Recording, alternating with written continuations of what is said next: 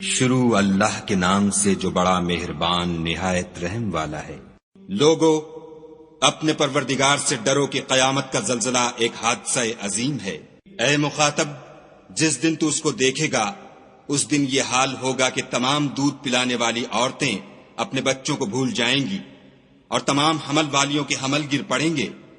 اور لوگ تجھ کو متوالے نظر آئیں گے مگر وہ متوالے نہیں ہوں گے بلکہ عذاب دیکھ کر مدہوش ہو رہے ہوں گے۔ بے شک خدا کا عذاب بڑا سخت ہے۔ اور بعض لوگ ایسے ہیں جو خدا کی شان میں علم و دانش کے بغیر جھگڑتے اور ہر شیطان سرکش کی پیروی کرتے ہیں، جس کے بارے میں لکھ دیا گیا ہے کہ جو اسے دوست رکھے گا تو وہ اس کو گمراہ کر دے گا اور دوزخ کے عذاب کا رستہ دکھائے گا۔ لوگو اگر تم کو مرنے کے بعد جی اٹھنے میں کچھ شک ہو تو ہم نے تم کو پہلی بار بھی تو پیدا کیا تھا، یعنی ابتدا میں مٹی سے، پھر اس سے نطفہ بنا کر، پھر اس سے خون کا لوتھڑا بنا کر، پھر اس سے بوٹی بنا کر، جس کی بناوٹ کامل بھی ہوتی ہے اور ناقص بھی، تاکہ تم پر اپنی خالقیت ظاہر کر دیں، اور ہم جس کو چاہتے ہیں ایک میعاد مقرر تک پیٹ میں ٹھہرائے رکھتے ہیں، پھر تم کو بچہ بنا کر نکالتے ہیں، پھر تم جوانی کو پہنچتے ہو، اور بعض قبل از پیری مر جاتے ہیں، اور بعض شیخ فانی ہو جاتے اور بڑھاپے کی نہایت خراب عمر کی طرف لوٹائے جاتے ہیں کہ بہت کچھ جاننے کے بعد بالکل بے علم ہو جاتے ہیں۔ اور اے دیکھنے والے، تو دیکھتا ہے کہ ایک وقت میں زمین خشک پڑی ہوتی ہے، پھر جب ہم اس پر مہ برساتے ہیں تو وہ شاداب ہو جاتی اور ابھرنے لگتی ہے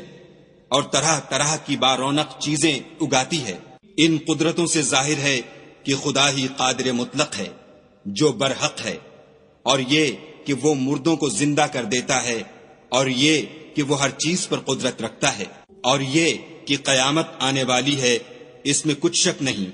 اور یہ کہ خدا سب لوگوں کو جو قبروں میں ہیں جلا اٹھائے گا۔ اور لوگوں میں کوئی ایسا بھی ہے جو خدا کی شان میں بغیر علم و دانش کے اور بغیر ہدایت کے اور بغیر کتاب روشن کے جھگڑتا ہے اور تکبر سے گردن موڑ لیتا ہے تاکہ لوگوں کو خدا کے رستے سے گمراہ کر دے۔ اس کے لیے دنیا میں ذلت ہے، اور قیامت کے دن ہم اسے عذاب آتش سوزاں کا مزہ چکھائیں گے۔ اے سرکش، یہ اس کفر کی سزا ہے جو تیرے ہاتھوں نے آگے بھیجا ہے، اور خدا اپنے بندوں پر ظلم کرنے والا نہیں۔ اور لوگوں میں بعض ایسا بھی ہے جو کنارے پر کھڑا ہو کر خدا کی عبادت کرتا ہے،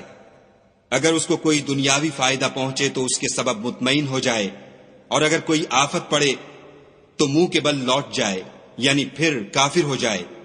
اس نے دنیا میں بھی نقصان اٹھایا اور آخرت میں بھی، یہی تو نقصان سری ہے۔ یہ خدا کے سوا ایسی چیز کو پکارتا ہے جو نہ اسے نقصان پہنچائے اور نہ فائدہ دے سکے، یہی تو پرلے درجے کی گمراہی ہے۔ بلکہ ایسے شخص کو پکارتا ہے جس کا نقصان فائدے سے زیادہ قریب ہے، ایسا دوست بھی برا اور ایسا ہم صحبت بھی برا۔ جو لوگ ایمان لائے اور عمل نیک کرتے رہے، خدا ان کو بہشتوں میں داخل کرے گا جن کے نیچے نہریں چل رہی ہیں۔ کچھ شک نہیں کہ خدا جو چاہتا ہے کرتا ہے۔ جو شخص یہ گمان کرتا ہو کہ خدا اس کو دنیا اور آخرت میں مدد نہیں دے گا تو اس کو چاہیے کہ اوپر کی طرف یعنی اپنے گھر کی چھت میں ایک رسی باندھے، پھر اس سے اپنا گلا گھونٹ لے، پھر دیکھے کہ آیا یہ تدبیر اس کے غصے کو دور کر دیتی ہے۔ اور اسی طرح ہم نے اس قرآن کو اتارا ہے جس کی تمام باتیں کھلی ہوئی ہیں، اور یہ یاد رکھو کہ خدا جس کو چاہتا ہے ہدایت دیتا ہے۔ جو لوگ مومن یعنی مسلمان ہیں اور جو یہودی ہیں اور ستارہ پرست اور عیسائی اور مجوسی اور مشرک، خدا ان سب میں قیامت کے دن فیصلہ کر دے گا۔ بے شک خدا ہر چیز سے باخبر ہے۔ کیا تم نے نہیں دیکھا کہ جو مخلوق آسمانوں میں ہے اور جو زمین میں ہے، اور سورج اور چاند اور ستارے اور پہاڑ اور درخت اور چارپائے اور بہت سے انسان خدا کو سجدہ کرتے ہیں، اور بہت سے ایسے ہیں جن پر عذاب ثابت ہو چکا ہے، اور جس شخص کو خدا ذلیل کرے اس کو کوئی عزت دینے والا نہیں۔ بے شک خدا جو چاہتا ہے کرتا ہے۔ یہ دو فریق ایک دوسرے کے دشمن اپنے پروردگار کے بارے میں جھگڑتے ہیں، تو جو کافر ہیں ان کے لیے آگ کے کپڑے قطع کیے جائیں گے، اور ان کے سروں پر جلتا ہوا پانی ڈالا جائے گا، اس سے ان کے پیٹ کے اندر کی چیزیں اور کھالیں گل جائیں گی، اور ان کے مارنے ٹھوکنے کے لیے لوہے کے ہتھوڑے ہوں گے۔ جب وہ چاہیں گے کہ اس رنج و تکلیف کی وجہ سے دوزخ سے نکل جائیں تو پھر اسی میں لوٹا دیے جائیں گے، اور کہا جائے گا کہ جلنے کے عذاب کا مزہ چکھتے رہو۔ جو لوگ ایمان لائے اور عمل نیک کرتے رہے، خدا ان کو بہشتوں میں داخل کرے گا جن کے تلے نہریں بہ رہی ہیں،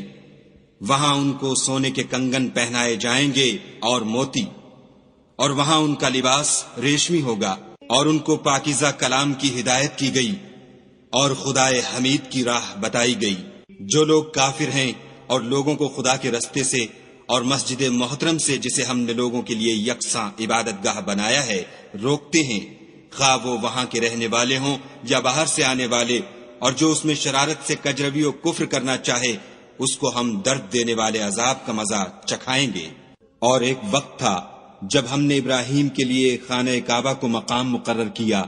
اور ارشاد فرمایا کہ میرے ساتھ کسی چیز کو شریک نہ کیجو، اور طواف کرنے والوں اور قیام کرنے والوں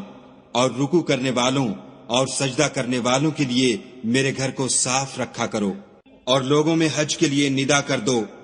کہ تمہاری طرف پیدل اور دبلے دبلے اونٹوں پر جو دور دراز رستوں سے چلے آتے ہوں سوار ہو کر چلے آئیں، تاکہ اپنے فائدے کے کاموں کے لیے حاضر ہوں، اور قربانی کے ایام معلوم میں 4 پایہ مویشی کے ذبح کے وقت جو خدا نے ان کو دیے ہیں ان پر خدا کا نام لیں، اس میں سے تم خود بھی کھاؤ اور فقیر درماندہ کو بھی کھلاؤ۔ پھر چاہیے کہ لوگ اپنا میل کچیل دور کریں اور نظریں پوری کریں اور خانہ قدیم یعنی بیت اللہ کا طواف کریں، یہ ہمارا حکم ہے۔ اور جو شخص ادب کی چیزوں کی جو خدا نے مقرر کی ہیں عظمت رکھے